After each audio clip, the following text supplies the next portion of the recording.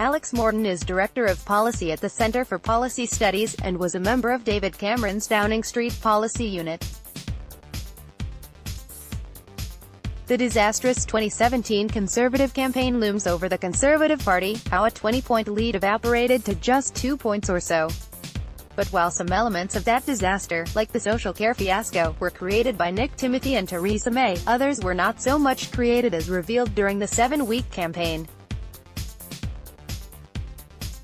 Most of all, 2017 was the year that austerity died, buried in letters from head teachers to parents about school funding, in pledges about a new generation of council houses, in a mountain of waffle about the good that government can do. As we head toward another comprehensive spending review, there is pressure across the board to spend more, not just on the NHS but defense, education, the police, justice, local education, pensions. For example, while justified at the time, it is hard to see how further cuts to welfare via the current method, which largely consists of just freezing benefits, can continue past 2020. There will also be rising costs for pensions and interest payments, which reflect both demographic pressure and past mistakes. But this is not just the fault of Theresa May or her ministers. Since 2010, we have failed to really reform government. Austerity was portrayed as a temporary aberration. We have not undertaken supply-side reform to boost growth and enable both tax cuts and spending rises. The breathing space austerity created has been squandered. We have often also failed to make the case that a smaller and more effective state is morally and economically right. The net result is a tax burden at its third highest level since 1945, on top of debt at its highest level since the late 1960s, when we were paying down the cost of 2 world wars, yet the media lecture endlessly about the consequence of the cuts.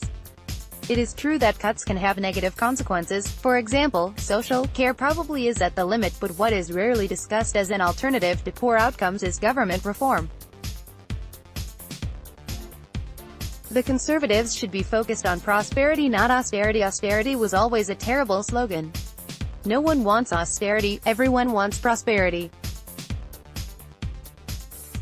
The coalition clung to austerity because it gave the Liberal Democrats an excuse to work with the Conservatives, and it gave Conservatives the confidence to reduce the size of the state after 3 defeats in a row.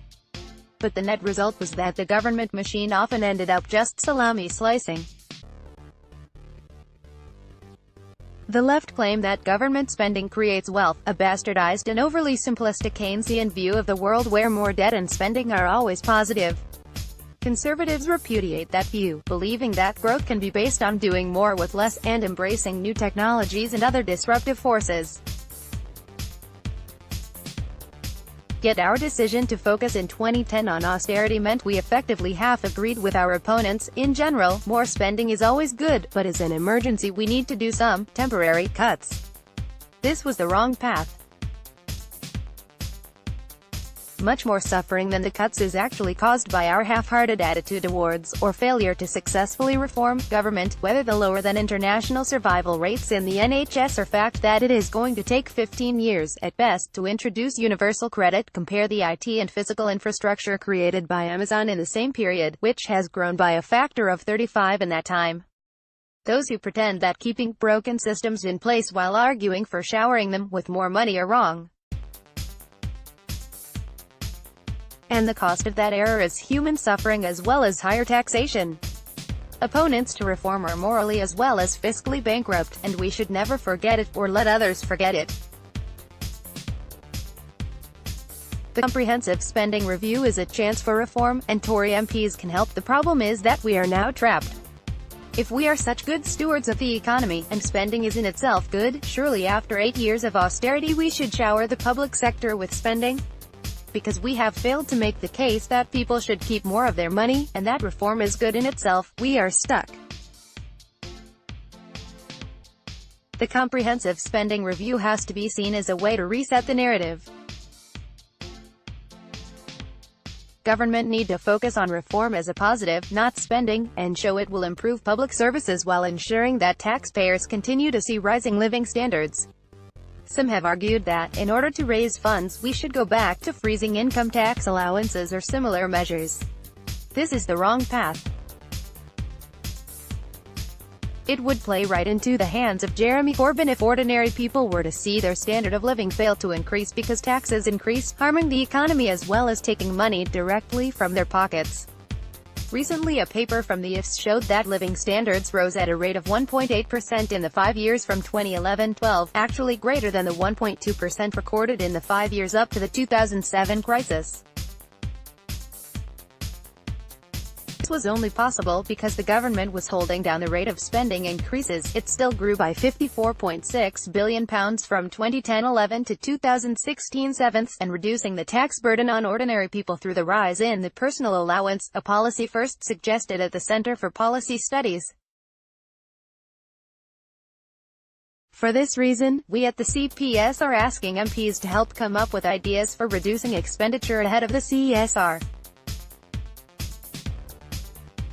Already, we have received ideas worth several billion that could make a real difference and help ensure we can boost the NHS without adding to the burden on taxpayers. We will be making a submission just ahead of the Conservative Party conference. Leadership contenders would be better coming up with reform than posturing. Most of the cabinet appear to be gearing up to score victories over the Treasury and the media. But these are not victories over Philip Hammond or Liz Truss. They are victories over the taxpayers of this country. The journalists who report this speech, or that comment, as if it is a tug-of-war between the Treasury and departments are entirely missing the point. Outside of health and defense, where the pressures have grown in recent years, ultimately ministers who should be seen as winners are those who come forward with proposals for reform that save money and deliver better outcomes, and who implement them successfully, rather than seek plaudits in the leader column of The Guardian, or holla victories that cost us taxpayers all too dearly.